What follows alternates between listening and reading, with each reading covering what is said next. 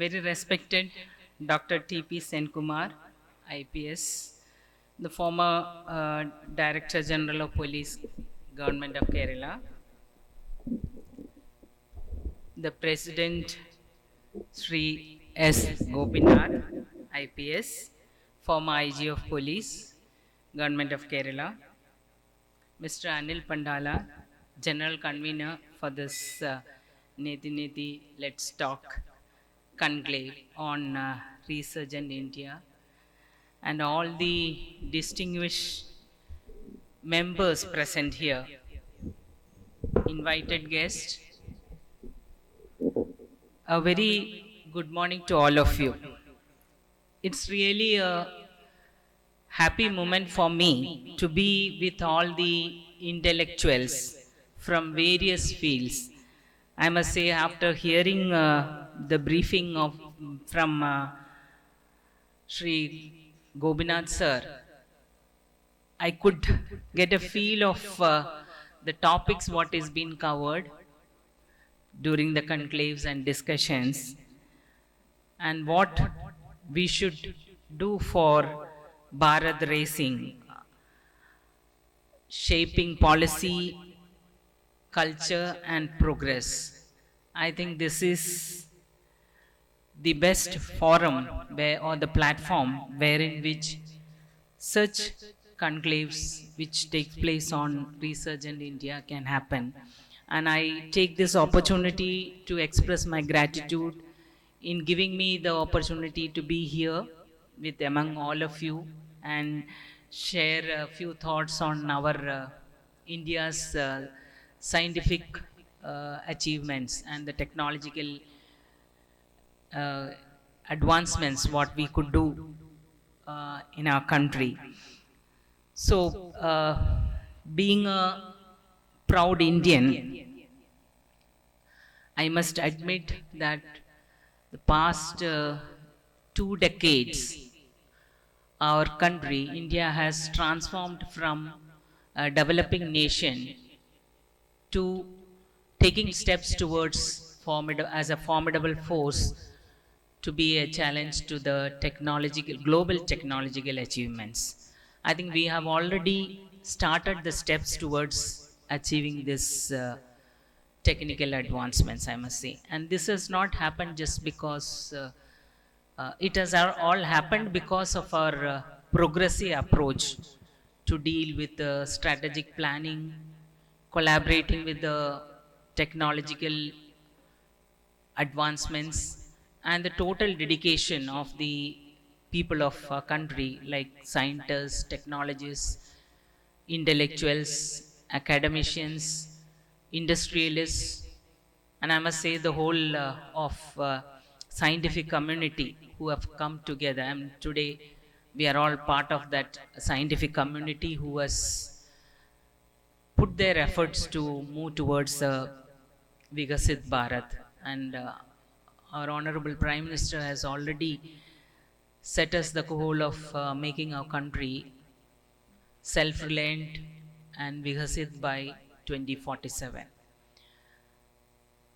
If you look at the technological areas like space technology, the very achievements of ISRO, starting from the missions like Chandrayaan 1, then followed by Mangalyaan.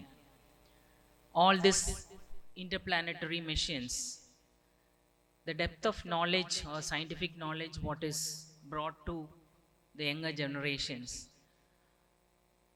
it is tremendous knowledge.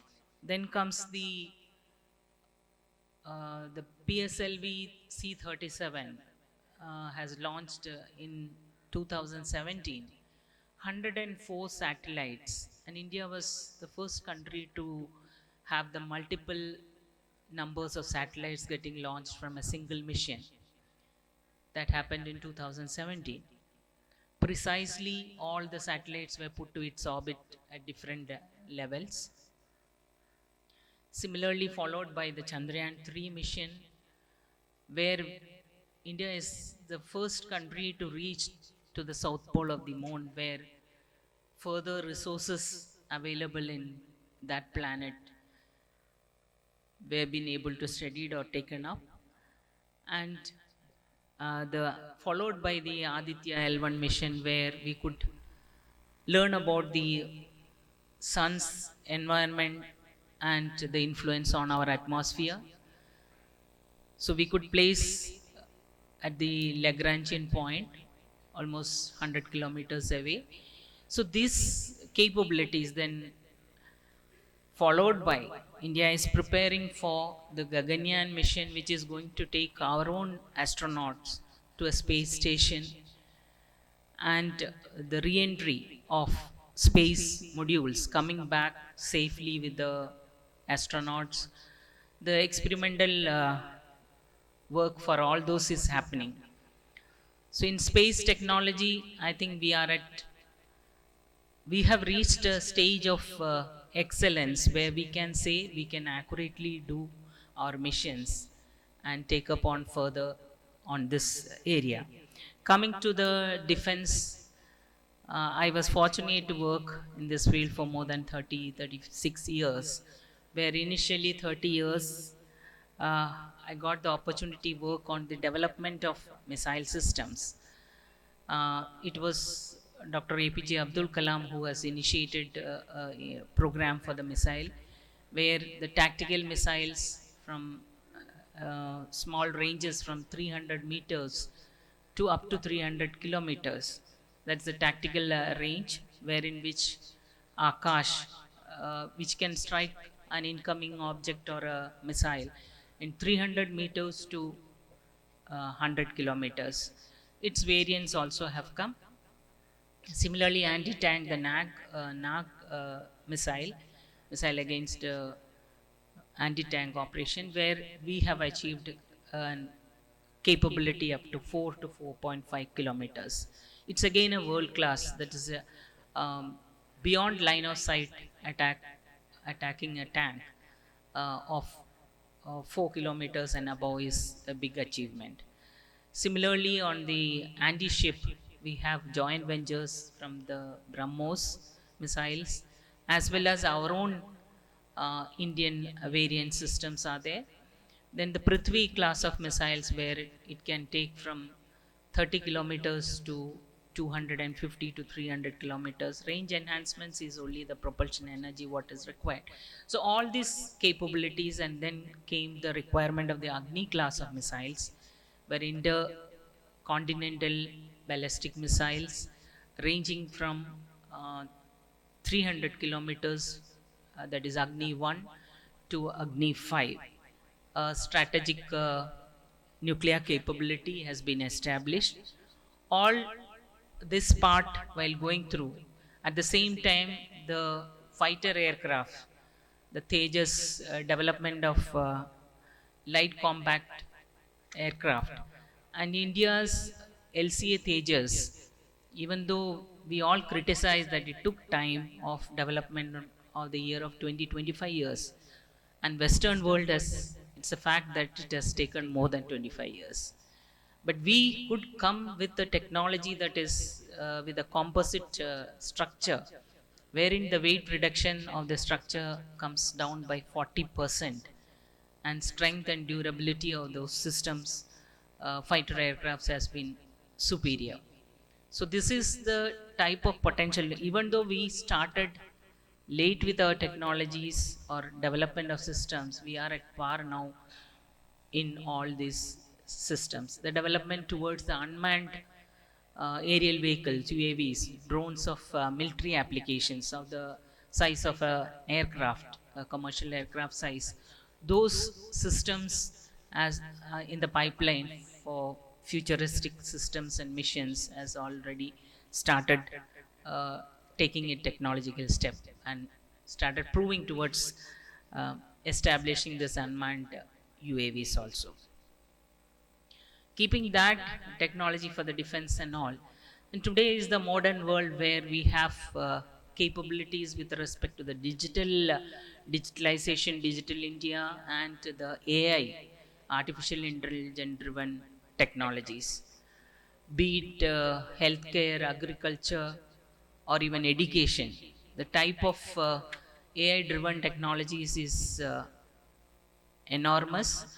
Like if you take agriculture, drone based irrigation, and today the smart cities, the smart house, total automation. Like a person who owns a house in Trivandrum and who is living in Los Angeles still can control, can water the plants, what is put in his garden, his or her garden. So that is the type of technology, IoT based, the Internet of Things based, sitting over there. One can switch on the drip irrigation setup or the sensor and then water it for, even you can set the timing also, 5 minutes watering and can be switched off. That is the technology today available with this AI and IoT based systems and cities and total house automation. It's all a possibility. And thinking about healthcare, the robotics, the telemedicine, doctor sitting at a foreign country can operate a patient in our country. That is the type of capabilities, and in any design stage onwards, one can visualize or see through the augmented reality or the virtual realities systems or the programs, that if somebody is designing a road uh, or a house construction, the whole thing, the picture, the architectural view of those things can be visualized sitting somewhere else. So that is the type of, nobody needs to be in at the point of place of working. That is very proven because we also have learned the technologies, or we adapted to the technology in a faster way because of our COVID-19, the pandemic incident. We could never think that work from home is a concept which was acceptable, but today things are happening like that. And because of the pandemic in the healthcare, I think India was never for making developing much of its vaccines, but in a very short span of time a country has come up with uh, creating generating vaccines like Covaxin, Covishield, taking the step in a faster way, and came out uh, achievements in the biotechnology, nanotechnology, gene editing or gene therapy. I think it's an opportunity what has come, and challenges put to a population of more than 140 crores. So the decisions taken up by the policymakers, that shows our courage, that shows our what you call, our strength, I must say. So in bringing on the research in India, then we all have heard about achieving zero emission by 2070. Very many have the doubt whether it will happen. I think, I feel from the way the technology is growing, the way we have taken up the renewable energy or the sustainable energy concept into our country, I think we have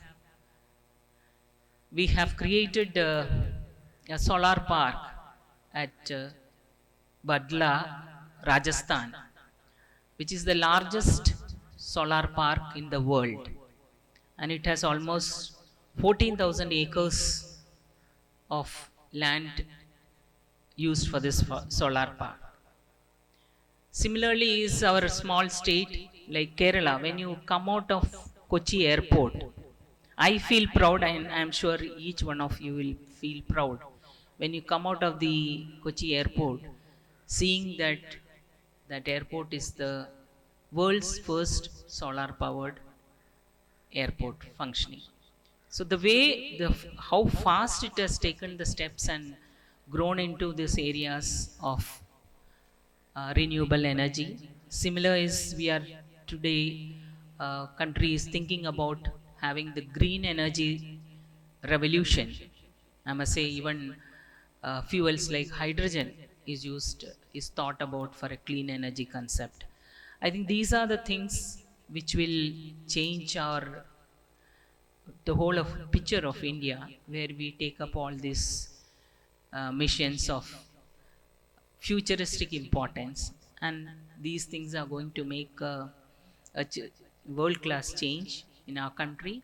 It's the mere focus or the fusion of emerging technologies and the policies, the strategic policies, and our the very important the human skilled human capital of a country.